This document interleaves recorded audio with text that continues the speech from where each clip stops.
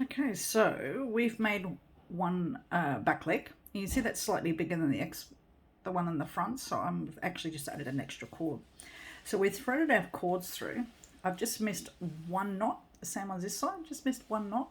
Then I've threaded through, so we threaded through this knot, 2 and 3. So we've got 6 cords. Okay, so exactly the same as we did with the front. We'll just pin him down so he doesn't run away. We want to go towards the back because we want to make our design here. So whatever way you want to make your leaf, it always goes, you start your design towards this part of your leaf. Okay, so we'll get our first cord, which is your guide cord, and I'll just be moving around as I go just so I can work with it. So if you slightly pull it, you'll see where its partner is. You pick that one up. It's your next one. So over the top and through your loop twice. Next one in line. Just give it a tug. You can see which one that is. Over the top through your loop.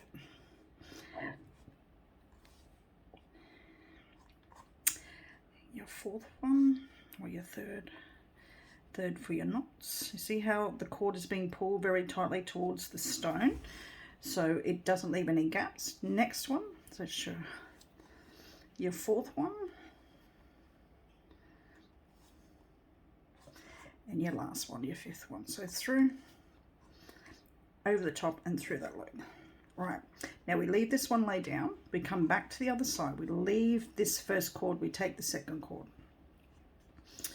This becomes your guide cord, goes lays over the top of the other cords, comes from underneath, over the top and through the loop.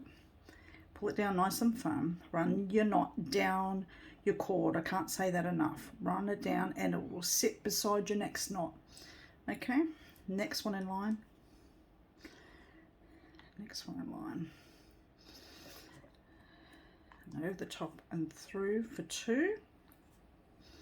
And we pick this last one up. This one we used last time comes underneath your guide cord, over your guide cord, through your loop, run it down, over the top through the loop and run it down.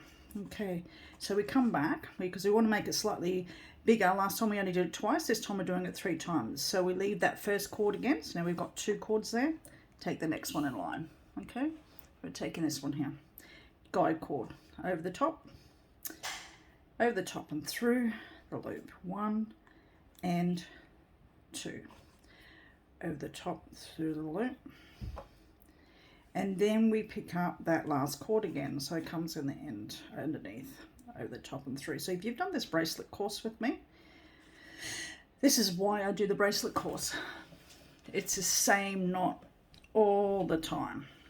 Okay, so now we've done the 1, 2, 3 rows. You can't see that. I'm going to quickly just burn over the top so you can see that. 1, 2, 3, because it is a waxy cord. I'm just going to adjust my board so I can work with that. Move my pin out the road so it doesn't get in the road of my hand. So just move your pins around and make it stable. This becomes our guide cord at the back. So we want to bring our design back this way. See how we've got one this way, then we've turned around and come back. So this one comes back this way. This is now a guide cord. Over the top through your loop and run it down. Over the top through the loop, run it down. Now, if you find that it's hard for you to actually hold your pattern there, you may want to get a pin and just now at that point stick one through. Okay, that would actually hold it a little bit better for you. You can pull that out at the end. Okay, I usually don't because it just, I'm okay with it, but you guys might want to actually put a pin in there to hold it. So I'll take that out so you can see. We're on the next cord. This sky cord stays on top next to the design down here, over the top, through the loop, over the top and through the loop. Okay, we need to pick the next one up as well, which will finish that line off. So that's the same size as the one before. We lay this cord down now and we go back to the left, pick up the first cord. Because it's the next one down, it'll be in line with this one here now. That's our second line we did. So we're coming back for the second line. So 1, 2, and pulling it in tight. And 1, 2, picking up that cord that we laid down. Now remember, this is our second row, so we need to pick up the cord from our second row on the way up. So that is this one here. It comes underneath your guide cord. Okay, and then you're going to bring that in, and see when you pull that firm, it comes in towards your stone, over the top, through the loop, and towards that stone. So you're starting to make this leaf shape. Right, now we're on our third line, our last line. Last one on the left hand side comes over the top and through, over the top and through.